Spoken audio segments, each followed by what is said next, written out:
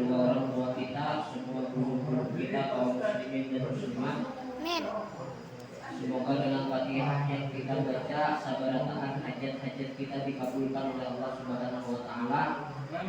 Dilancarkan, diluasakan, diberasakan rezeki kita yang halal lagi berkah. Amin. Bagi yang hamil, semoga dianugerahkan anak-anak yang soleh dan soleha. Amin. Bagi yang ada sakit hati dalam hatinya, semoga Allah obati rasa sakit hati itu. Amin. Bagi yang ada kekecewaan dalam hatinya, semoga Allah berikan ketabahan atas kekecewaan itu. Allah berikan dengan hal yang lebih baik. Sebenarnya niat itu tidak boleh. Lahiratin Nabi Mustafa Rasulullah Sallallahu Alaihi Wasallam. Al-Fatihah. A'udzubillahiminasyaitonirrajim. Bismillahirrahmanirrahim. Alhamdulillahirabbil alamin. Ar-Rahmanirrahim.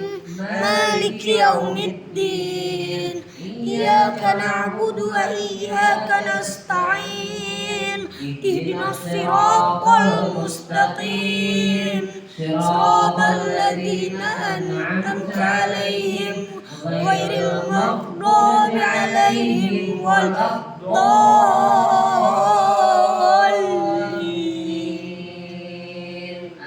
Amin. Astagfirullah Rabbal baraya.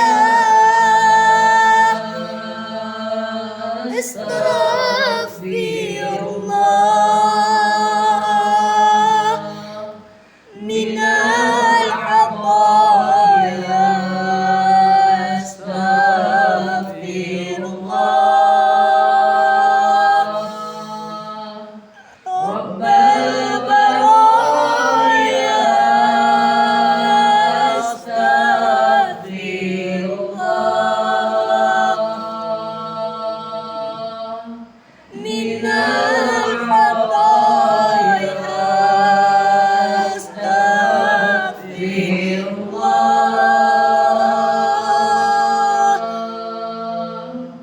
Rabbal baraya. Astagfirullah minal khataya. Sallallahu Rabbuna ala nuril mubin Ahmadal Mustafa Sayyidil Mursalin wa ala alihi wa sahbihi ajma'in wa ala alihi wa sahbihi ajma'in. Assalamualaikum ya sayyidi ya Rasulullah. Allahumma shalli wa sallim alaihi wa ala. Bismillahirrahmanirrahim. Assalamualaikum warahmatullahi wabarakatuh. Alhamdulillahirabbil alamin wassalatu wassalamu ala asyrafil anbiya wal mursalin sayyidina wa nabiyyina wa maulana Muhammadin wa ala alihi wa sahbihi wa barik wa sallim amma ba'du. Allahumma shalli ala sayyidina Muhammadin al-fatihi lima ughliqa wal khatimi lima sabaqa nasiril haqqi bil haqqi wal hadi ila siratikal mustaqim wa ala alihi haqqa qadrihi wa miqdarihi al-azim. Alhamdulillah, kita berjumpa lagi di tempat yang mulia ini, tempat ibadah, rumah ibadah. Malam ini kita membahas masalah hati dan tipu daya setan. Kita masuk ke pembahasan yang lebih dalam, kedudukan hati pada diri kita masing-masing. Ibnul Qayyim berkata, posisi hati terhadap semua anggota tubuh bagaikan raja yang berkuasa atas bala tentaranya. Jadi hati itu halus, paling kayak gam-gam, tak kenal sedikit lah. Cuman ujar Ibnu Qayyim, inya tuh layaknya kayak seorang raja, berarti powernya tuh ganal, kekuasaannya tuh lebih berkuasa daripada yang lain. Padahal jantung jauh lebih ganal. Jantung itu posisinya di sebelah kiri yang lebih ganal, di kanan tuh ada tapi halus, paru-paru yang lebih mengisi.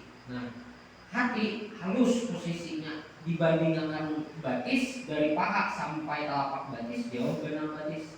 Tapi dalam Islam hati itu sangat berpengaruh. Karena apa? Karena Allah ada pernah memandang seorang makhluknya itu dari lisannya. Lisan itu bahasa Arab, bahasa kita kampung, untung.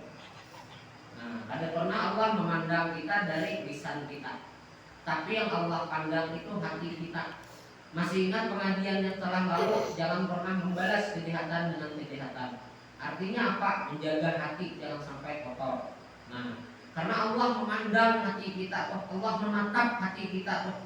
Kalau cuma hanya lisan bisa berdusta.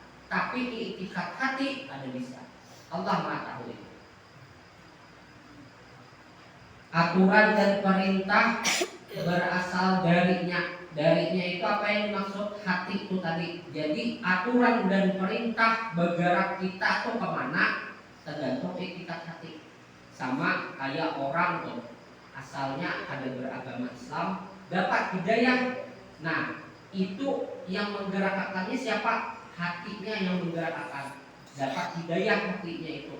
Makanya ini mau untuk melepaskan keyakinan agama yang terdahulu untuk masuk ke dalam Islam. Hati ini bisa mengatur sekehendaknya. Makanya rancak kita temui di masyarakat, di di lingkungan kita, orang sampai berbuat perbuatan dosa itu karena apa? Karena hatinya kotor. Bila sudah hatinya kotor, nanti makanya ulama-ulama ada menyatakan, masih ingat pengajian yang minggu lalu, mana lebih pentingnya baca salawat dengan istighfar? Maka lu tanya jawab, tergantung apa yang betakun ini nih, merasa rijatkah hatinya atau perlu disapu aja lagi. Artinya disapu itu sudah bersih, tinggal dicilangakan aja lagi, dikilapakan aja lagi. Bila yang ampun diri ini merasa hatinya kotor, maka satu-satunya yang bisa membersihkan itu hanya dengan banyak minta ampun, istighfar kepada Allah. Tapi bila yang betakun ini yang merasa hatinya itu kada jopang bersih benar, kada jauh rijat, maka lebih direkomendasikan pengkilapnya, yaitu salawat kepada Nabi. Tubuh manusia menghamba kepadanya itu ya hati. Jadi awak kita nih menghamba kepada hati. Maksudnya menghamba itu bukan menuhankan, tapi sesuai dengan apa yang ada direncanakan dalam hati. Hati yang mantul dan berada di bawah kekuasaannya. Nah, jadi luar biasa hati ini.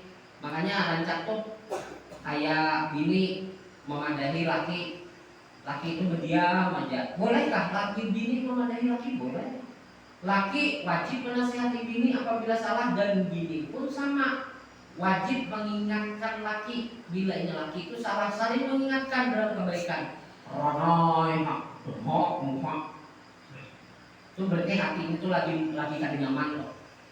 Maka bilanya hati kada nyaman, pasti pancaran muha itu dia merasa kada nyaman. Soalnya itu karena hatinya kada nyaman.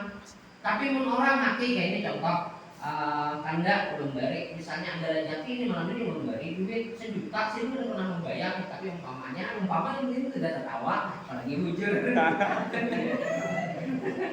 Artinya kan kebahagiaan. Makanya bila hati bahagia bawaannya nggak senyum terus. Cuman yang bahayanya pas kurang membawa sapi senyum, ya saking ada kebahagiaan loh. Jadi jarang pun sapi. Nah saya konggo lalu bergambar aja. Sapi di ini, padahal kan memorinya sapi, hatinya tuh terlalu bahagia. Pancarannya muha. Nah, hati merupakan poros keistiqomahan. Keistiqomahan itu bahasa kita itu komitmen. Bila ini sudah Islam, aku ada lagi apa memandang dalam artian tergiur agama yang lain. Bila aku sudah memilih hikam, sayangku aja jadi biniku, aku ada lagi memandang yang lain-lain. Memandang itu hanya sekedar cukup memandang aja. Kada sampai dibawa ke rumah pandangan ke nang di hadapanku inilah bidadari engkau nan terindah. Nah, itu komitmen hati enaknya. Tapi kalau untuk banyak penipuan di rumah, yang ya, aku yang aja luar biasa sayang dia lawan di kantor ya, untung. Tapi pas di luar macam-macam perlakuan. Nah, ini banyak kita temui. Semoga sahabat-sahabat kita, saudara-saudara kita yang masih berkelakuan yang kayak itu, mengecewakan bini dalam artian itu mendustai bini, mengkhianati janji suci pernikahan, semoga diberi Allah hidayah. Amin. Atau kesesatan terhadap kebenaran. Nah, jadi kita tuh sudah dapat hidayah hati itu, bila inya hati itu kita lengah, riga terus dibiarkan, itu boleh jadi kena setan itu dengan mudah kena mengajaknya kepada kesesatan yang sudah sebenarnya Allah beri hidayah dalam hatinya.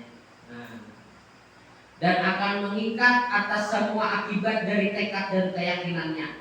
Itu akan berpengaruh kena bila ini menganggap remeh dosa, dianggap remeh dosa. Jadi jangan pernah menganggap remeh dosa walaupun dosa kecil sekalipun. Karena apa? Dosa yang kecil tuh biar kalau yang dikumpulkan tahun-tahun sawat nang 5 tahun kira-kira berapa puluh ratus di gunung itu jadinya dosa tuh gitu. Nabi Muhammad sallallahu alaihi wasallam bersabda, ala wa inna fil jasadi mudghatan idza salahat salahal jasadu kulluhu wa idza fasadal jasadu kulluhu ala wahiyal qalbu.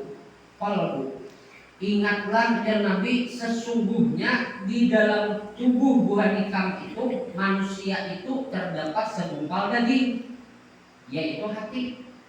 Apabila hatinya itu baik dan Nabi, niscaya seluruh tubuhnya akan berbuat baik. Dan apabila hatinya rusak, niscaya seluruh tubuhnya, perbuatannya, lisannya, mentungnya pun akan jadi rusak. Ingatlah segumpal daging itu ialah yang bernama hati. Ini riwayat daripada hadis Imam Al-Bukhari dalam Fathul Bari bab yang pertama halaman 126 dan Imam Muslim dalam Syarah Sahih Muslim bab yang ke-10 halaman 28. Jadi hadisnya sahih. Hati adalah raja bagi semua anggota tubuh. Anggota tubuh menjadi pelaksana aturan, menerima petunjuk serta apa saja yang diperintahkan oleh hati. Amalan anggota badan tidak akan lurus sampai sumbernya adalah keinginan dan niatan hati. Sama kayak kita sholat. Kalau memang sholat kita itu atas dasar kesadaran hati, maka jauh pun musala, jauh pun masjid, jauh pun langgar tetap didatangi dan tetap dengan senang hati untuk sholat. Karena apa? Hatinya yang memonitor. Akhirnya kena hati merencanakan, naik ke otak yang menggerakkan, berarti tangannya segalaan. Hati menjadi penanggung jawab dari anggota badan. Jadi bilanya tangan rigat, kalau tangan rigat tinggal kita basuh dengan sabun. Kalau muha rigat tinggal kita basuh muha dengan sabun muha. Rambut rigat kita tinggal tukar sampo 500 bungkus yang sasetan. Batis rigat sama. Tapi kalau hati rigat tidak mau dibersih. Hati yang bersih itu hanya ampun Sayyidina Muhammad Rasulullah SAW. Karena apa? Karena hati sidin itu dibelah langsung oleh para malaikat atas perintah Allah waktu sidin angkat Isra dan Mi'raj. Nah, jadi hati kita umatnya Nabi ini tidak ada yang bersihnya. Makanya masih ingat pengajian yang telah lalu selalu berkaitan menjadi seorang yang soleh itu bagus. Ada impian, aku hendak jadi lelaki yang soleh, aku hendak jadi bini yang solehah, aku anak menjadi anak yang berbakti kepada kedua orang tua, itu bagus. Sama aku anak belajar menjadi dai, menjadi ustadz, membagi walaupun aku masih miskin ilmu, aku anak membagi sedikit pengetahuanku ini, semoga dengan asbab ilmu yang sedikit kubagi ini Allah kena membanyakkan ilmu yang asalnya sedikit itu. Nah, itu bagus. Tapi saat merasa awak lebih soleh daripada orang lain, merasa awak lebih baik daripada orang lain, si dai ini tadi, si ustadz ini tadi merasa aku lebih alim daripada dai-dai yang lain atau jemaahku, ini pangkal masalah. Maka kenapa awak yang buka hati, yang bilas di akan di sungai pakai baik klik, kata awak mati. Nah, dia membelah dada. Jadi luar biasanya andaknya di dalam, tapi sangat istimewa, dan posisinya pun rapi andaknya. Karena itu hati menjadi tempat bagi segala ujian dan cobaan.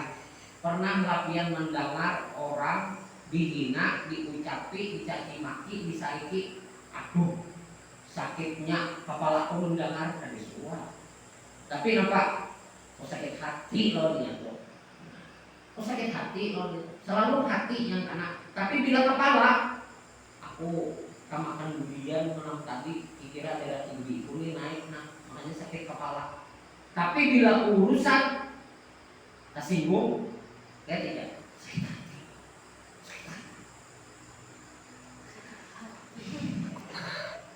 Imam Muslim meriwayatkan di dalam sahihnya dari Huzaifah ibnul Yaman radhiyallahu an, ia berkata, saya mendengar Rasulullah Shallallahu Alaihi Wasallam bersabda, yang artinya fitnah itu cobaan bagi hati kita. Allah itu kadang mengizinkan lisan orang itu memfitnah kita, menyakiti hati kita. Allah hendak tahu sudah sampai mana gerang kadar kecintaan kita melawan. Sudah sampai mana gerang kadar bahwa ikam itu sesuai dengan doa ikam, lisan ikam berucap, ya Allah ulun cinta lawan Sayyidina Muhammad Rasulullah, ya Allah ulun rindu lawan Sayyidina Muhammad Rasulullah, ya Allah ulun paling mengidolakan dengan Sayyidina Muhammad Rasulullah. Allah kan langsung percaya. Tapi akan Allah beri lisan-lisan yang pahit untuk menguji kedudukan kita di sisi Allah. Allah akan menilai, sesuailah sudah kita mengidolakan nabiku, rasulku, kekasihku, atau masih bertolak belakang. Seperti halnya diteduhnya tikar atau karpet benang dari benang. Setiap hati yang menerimanya akan ternodai oleh noktah hitam. Maksudnya apa? Fitrah manusia berisi rasa sakit. Kayak mamanya Rizky, tangan kapit lawang, dusta ada sakit, apalagi sampai kuku pacol, ada mungkin uji, ada mungkin ada uji sakit loh. Nah, Abah Rizky hendak minum kopi subuh-subuh, sekalinya kahidangkan panas memberangat dari bulik kubur, sakit. Nah, itu hanya sakit pada anggota tubuh yang biasa. Tapi saat hati yang tersakiti, fitrah kita bisa sakit hati, dicoba tadi diberikan Allah cobaan melewati lisan-lisan orang-orang yang pahit lidah untuk menyakiti kita. Apakah kita tidak boleh sakit hati? Boleh. Jangan memungkiri, karena kita ini bukan di golongan para nabi, bukan di golongan para rasul, dan bukan seorang wali Allah. Tapi kita ini masih hamba yang, kalau ulunlah pribadi masih merasa diri hina-hina. Wajar kalau ada rasa sakit hati, itu fitrah, anugerah dari Allah. Cuman masih ingat pengajian di awal, jangan sampai kebablasan sementang-mentang fitrah, biar mantri fitrah sakit hati. Jadi kalau bapak punya berkelanjutan, apalagi sampai tumbuh dendam, kan lain pula. Kita disakiti orang mustahil, ada mungkin kita ada sakit hati. Tapi ada batasan-batasan sampai mana sakit hati itu boleh. Dalam artian apa? Yang menyudahinya, makanya guna duduk di majelis ilmu supaya dapat ilmu, pengetahuan kita bertambah tentang ilmunya Allah. Dan hati yang menolaknya, maka titik putih akan tergaris di sana, sehingga hati menjadi dua macam. Yang pertama, hati yang putih, bersih, bening, jernih. Fitnah apapun tidak akan mampu menembusnya untuk selamanya. Nah, inilah hati para nabi dan rasul Allah, para wali-wali Allah, terkhusus Sayyidina Muhammad Rasulullah. Ada pernah Sidin mendoakan kejahatan kepada orang-orang yang memusuhi Sidin, yang menawak Sidin dengan kotoran, yang menawak Sidin dengan batu. Nah, yang kayak ini yang harus kita tuh, ya Allah, ulun idola nah lawan Nabi dia sedikit pang ulun bantu nah untuk bisa mencontoh lawan Nabi dia. Kada mungkin kita bisa melebihi Nabi, mustahil. Ya, ada orang kan tahu nah siapa gurunya ibadahnya lebih kuat dari Nabi, kata Allah. Aku lebih sabar dari Nabi, masya Allah. Lalu entah nafaan tak ada janjinya, tahu orang itu mustahil, tak mungkin.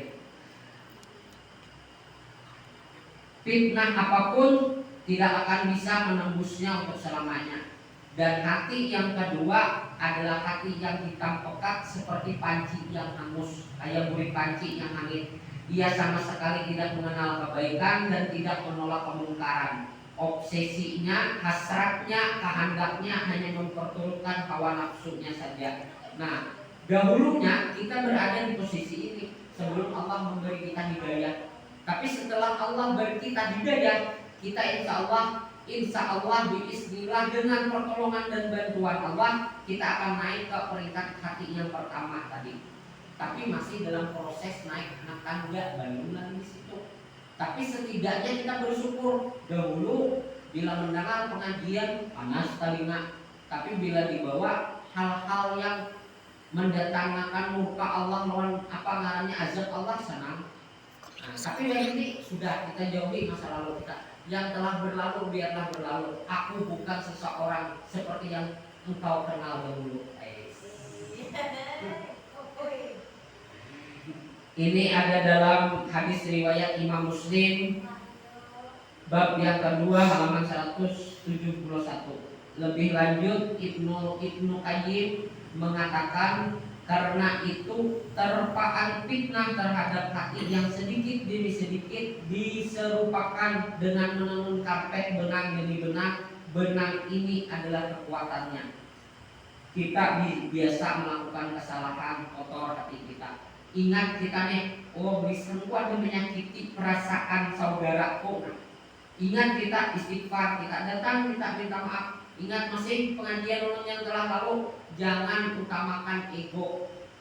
Pasti kita ada salah lawan orang. Kadang mungkin kita pun ada definisi salah lawan orang. Terlalu kita merasa diri mulia.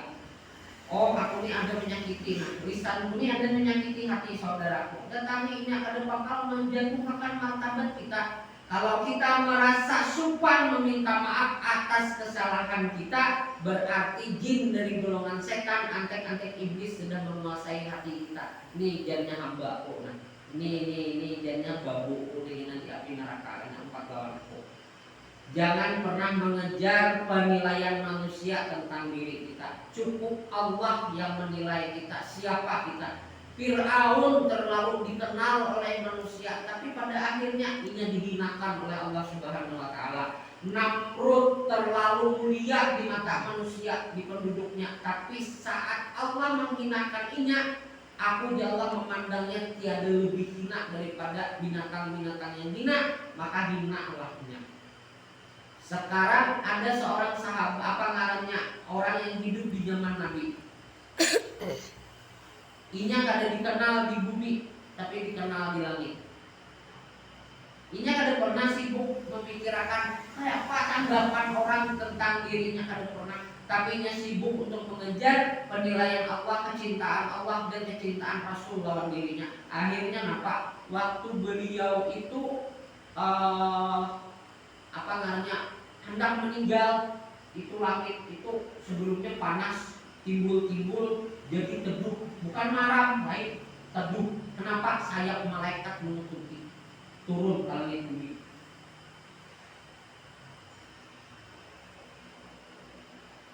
Dalam menghadapi terpaan fitnah ini, hati dibagi menjadi dua macam. Hati yang menerimanya dengan sukarela, seperti meminum air yang tertuang dari cangkir yang menyebabkan dalam hatinya akan ditorehi nokta hitam.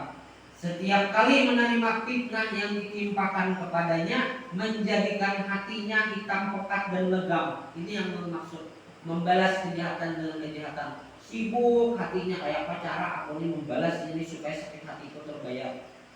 Inya kada sadar, inya sudah menganggap titik hitam. Ibarat peribahasa itu, hati itu kita anggaplah sebuah kertas putih tanpa tulisan. Sedangkan dosa, penyakit-penyakit hati itu kayak tinta yang hitam tuh dianggap. Akhirnya dibiarkan, akhirnya ini menguasai dengan hati itu. Sama sekali tidak dapat menerima kebaikan. Inilah maksud sabda Nabi Shallallahu Alaihi Wasallam, seperti panci yang hangus. Hatinya itu penuh dengan kekotoran, penuh dengan penyakit-penyakit hati yang bisa menyeret yang ampun diri itu ke dalam murkanya Allah, ke dalam azab-azabnya, azab kuburnya Allah, ke dalam siksaan nerakanya Allah. Auzubillah summa auzubillah min dzalik. Apabila hatinya hitam pekat, akan ditimpa dua bencana besar. Ia akan terjangkiti dua penyakit parah yang bisa menjerumuskannya kepada kehancuran dan kebinasaan. Yang pertama, penyakit hati yang pertama menjadi tersamarkan dari hakikat kemakmuran dan kemungkaran, sehingga ia tidak mengenal kebaikan dan tidak mengingkari kemungkaran. Saat diberi dakwah, inya kada senang dengan dakwah itu, dan inya kada mengingkari tentang hak-haknya Allah. Justru inya nampak melawanakan orang-orang yang berbuat mungkar kepada Allah dan Rasulnya. Penyakit yang kedua, ia mengunggulkan hawa nafsunya atas ajaran Nabi Muhammad dan tunduk patuh serta memperturutkan hawa nafsunya. Nah, jadi kita ini rancak coba kita rasakan diri kita pribadi, kada usah menyambat orang, kada usah memikirkan orang. Kita aja pada diri kita masing-masing timbulkan kesadaran kita ini terlalu banyak nafsu dalam kehidupan. Kada pernah ada kalimat cukup, kada pernah. Dan sedikit sekali bersyukur. Tapi itulah kita. Semoga dengan kelemahan kita itu Allah senantiasa cukupkan kita dari nikmat halal yang sudah Allah beri, dan Allah bimbing lisan kita selalu bisa mengucapkan alhamdulillah kepada Allah Subhanahu wa taala. Amin. Ada pertanyaan?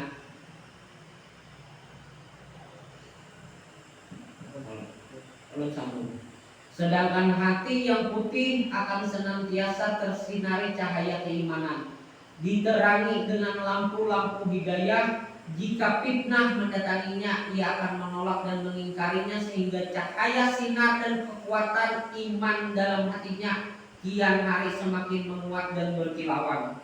Ulun ada semalam keganangan lawan salah satu guru ulun, semoga beliau dirahmati Allah, seorang cucunya Nabi Al-Habib Muhammad Nuh Al-Idrus bin Habib Usman Al-Idrus.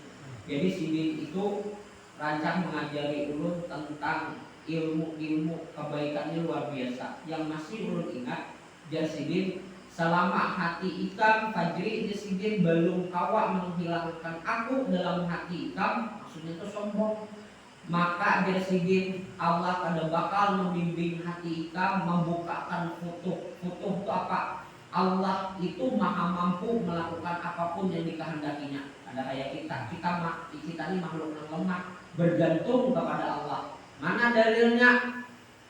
Allahus Samad, bergantung seberat taat apapun yang ada di muka bumi ini secara terus-menerus dari Allah lawan aku.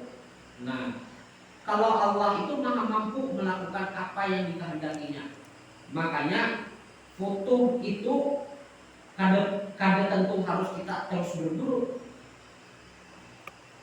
Jangan gagal memahami. Ini ada ilmu laduni.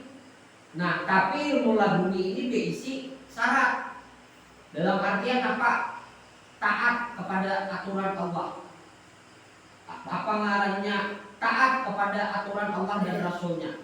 Bila inya taat kepada Allah dan Rasulnya, inya senang datang ke pengajian, inya senang silaturahim, wadah orang-orang alim, orang-orang soleh, minta doa, maka berkat doa daripada orang alim dan soleh, berkat ketaatannya itu Allah bisa membukakan, Allah langsung yang membimbing hatinya tuh memahami ilmu-ilmu Allah. Itu yang ilmu laduni dimaksud, itu yang dimaksud untuk memahami agama. Nah itu paling ingat dulu untuk ucapan beliau jauh sebelum Sidin garing. Waktu itu masih bujangan. Ulun tuh yang paling keingatan lawan Sidin itu rancak dimandi Sidin. Kayak anak, rancak dimandi, habis itu disuapi. Maka Sidin menyuapi itu kan molang sendok tangan Sidin langsung. Habis itu pulang rancak berapa sebentar kedua lawan Sidin. Rancak perjalanan lawan Sidin.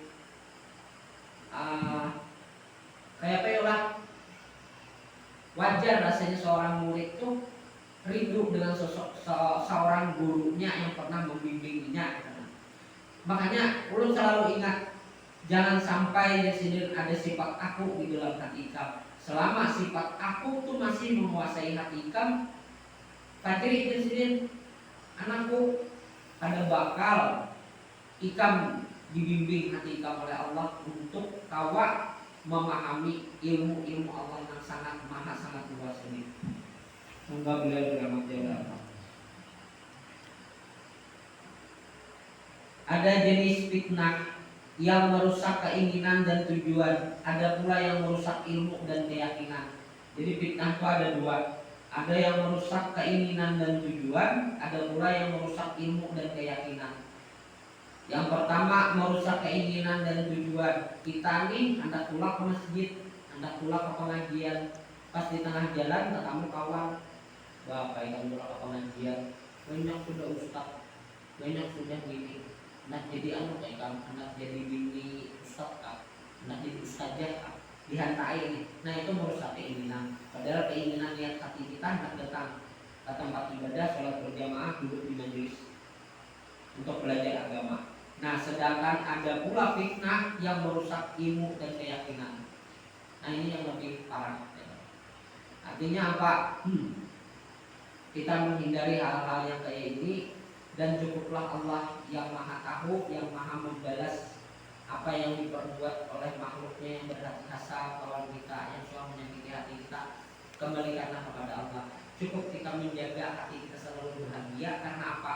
Karena aku meyakini kalau aku kadang membalas kejahatan dengan kejahatan, maka Allah memandang hatiku. Semoga dengan Allah memandang hatiku, aku mendapatkan ridha Allah, aku mendapatkan kecintaan Sayyidina Muhammad Rasulullah. Surga aman, ada masalah. Dan menjaga hati ini adalah keutamaan di luar daripada ibadah yang wajib. Wajib kita kan sholat 5 waktu, puasa, bayar zakat, naik haji, apa namanya, bayar zakat, naik haji bagi yang mampu. Nah menjaga hati ini penting. Bila ini ada bisa menjaga, maka hanguslah seberapa amal ibadahnya. Apalagi tadi membalas fitnah dengan fitnah yang serupa. Habis amal kita dan kita jauhi dijulung pada orang yang kita fitnah. Dan ulun pastikan kita pasti kada mau hal yang kayak itu. Ulun rasa cukup, walaupun sedikit. Yang paling penting dan guru-guru kami kawa dipahami, kawa dimengerti, dan yang paling penting lagi sudah kawa memahami, sudah kawa dimengerti, yang paling penting lagi dijalankan. Anda hanya cukup tahu, tapi kalau dijalankan masih belum apa-apa. Kalau hanya sekedar niat saja tapi belum dilaksanakan, dapat sudah kebaikan, tapi belum sempurna kebaikan itu karena harus ada perbuatan. Nah makanya habis pengajian ulun berharap semoga dakwah sunnah ulun bisa membuka pintu hidayah di hati kita seberataan, supaya hati kita jauh menjadi hati yang lebih baik lagi. Amin. Sehingga terpancar cahaya seorang muslim di diri kita, lisan kita terjaga daripada menyakiti perasaan saudara-saudara kita, orang perbuatan kita terjaga daripada menyakiti, menzalimi, memakan hak orang lain yang bukan hak kita. Ulun rasa cukup, ulun tutup dengan doa kafarat majelis.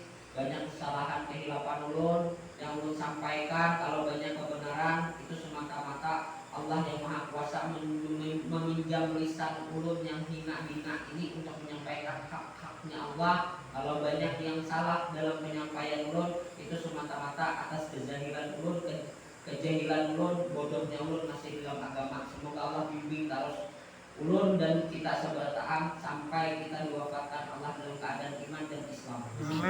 Subhanallahumma wa bihamdika, asyhadu an la ilaha illa anta, astaghfiruka wa atubu ilaik. Wassalamualaikum warahmatullahi wabarakatuh.